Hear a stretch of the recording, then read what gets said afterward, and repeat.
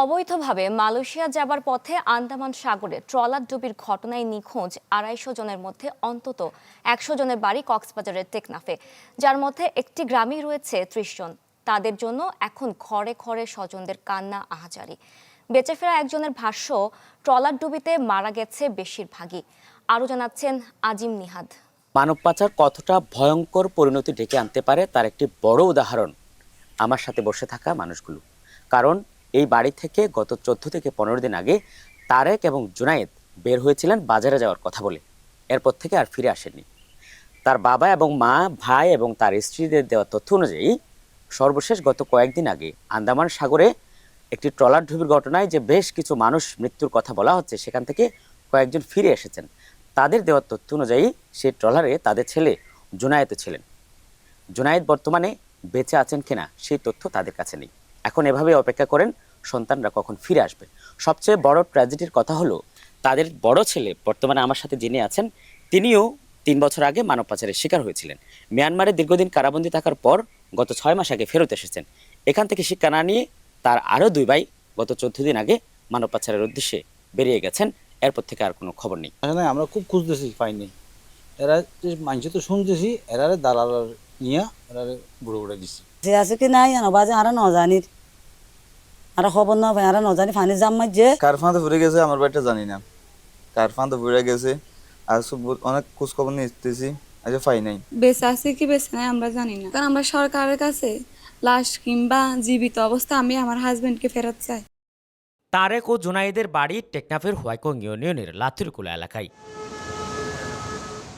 আন্দামান সাগরের সম্প্রতি ট্রলার ডুবে যে ২৫০ জন নিখোঁজ বা মৃত্যু হয়েছে বলে দাবি করা হচ্ছে, তার অন্তত ১০০ জনের বাড়ি কক্সবাজারের টেকনাফ সহ বিভিন্ন এলাকায়, যাদের মধ্যে ৩০ জন আছে সাবরাং মুন্ডার ডেইলির।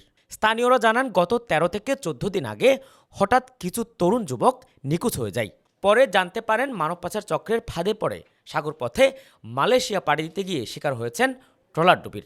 মারা হোক জীবিত হোক, আমার ছেলেটা একটু খোঁজ নেওয়ার জন্য আমি সবাইকে অনুরোধ করছি, দেশবাসীকে সবাইকে অনুরোধ করছি। জীবিত মানুষ টেহিন তুহুন নিদে ওই তোমার কুয়া হেডা আছে ছবি গান হাইবার ফুন নিদে তোমার কুয়া আর একটু বুড্ডুকে দিয়ে আমাদের আর দেখিলাম। ও বাজি বাজি আছে না নাকি কেন আছে হনব দরজার মাঝে বাজি আর কেঙ্গুর হইও গোলাপ দরজা হয়েছি মেয়েরা গুলো সোয়ালেন যেন হইলাম বিন্যা হনির দেখান ওর বাসায় যেন সিপ গুড়া নয় লইয়া ঢুকা দি আর কে জানা তোমার তো মা দিলে টিয়া হয়ে যায়, টিয়া আর বানি দিয়ে এতরা কত না কত চারি আর গিয়ে হতর গুয়া করবা বিয়া হয় আমি মাথা দিয়ে আর ঘুরতে দিয়ে রাজি ছেলে আল্লাহ দোয়া করিবা, আল্লাহ যেন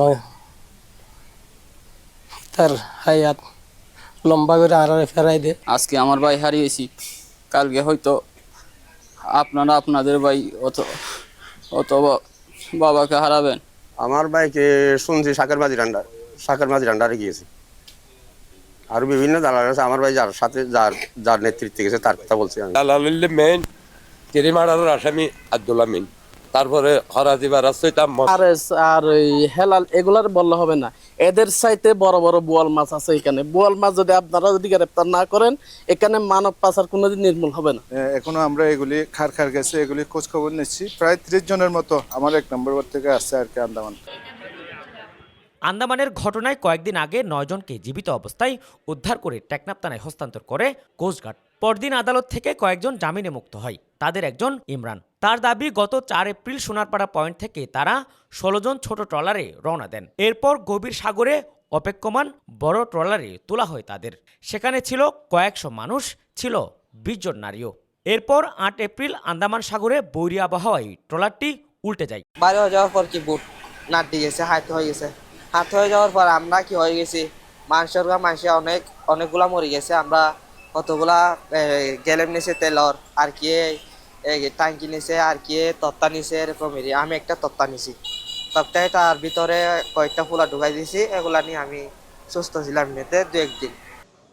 তবে ঘটনাটি নিয়ে বিশ্বজুড়ে তোলপাড় হলেও কক্সবাজারে তেমন কোনো তৎপরতা নেই আইন শৃঙ্খলা বাহিনীর, যদিও মানব পাচার চক্রের বিরুদ্ধে কাজ করছে বলে দাবি তাদের।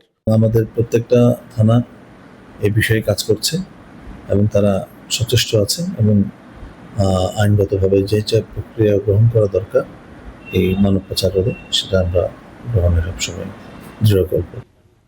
স্থানীয়দের দাবি টেকনাফ উপকূলের কাছাকাছি অবস্থান করে মানুষজনকে তোলা হয়েছিল ট্রলারটিতে। জাতিসংঘের দেওয়া তথ্য অনুযায়ী আন্দামান সাগরে ট্রলারডুবির ঘটনায় অন্তত 250 জনের মৃত্যু হয়েছে। এই খবর ছড়িয়ে পড়ার পর থেকেই টেকনাফের ঘরে ঘরে আহাজারি বেড়েই চলেছে। এখানকার মানুষের প্রশ্ন, কখন থামবে এই মৃত্যুযাত্রা? টেকনাফের মুন্ডারডেল থেকে আজিব নিহাত, চ্যানেল 24, কক্সবাজার।